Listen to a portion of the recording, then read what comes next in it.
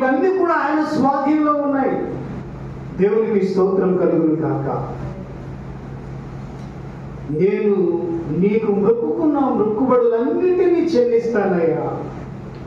అగాధ సముద్రాలను నీవే ఎల్లలు వేసితివి. అగాధ సముద్రాలకు నీవే ఎల్లలు వేసితివి. జలములలో బడినే వెళ్ళినా నన్నేమి చేయవు నా యేసయ్యా. ఏమైనా చేశాయా? దేవుని ఆజ్ఞ మేరకు ఏది జరగదు.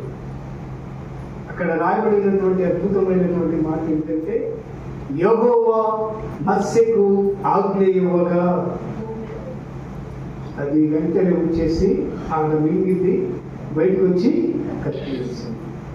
ఇప్పుడు పట్టుకున్నాడు మళ్ళీ ఆయన వాక్యాన్ని. ఎక్కడికి వెళ్ళాడు? నినివే పట్టణానికి వెళ్ళి సువార్తలు ప్రకటించాడు. సేవకుని యొక్క బాధ్యత ఏంటంటే, ఎవరు విన్నా వినకపోయినా, ఎవరు నమ్మినా నమ్మకపోయినా,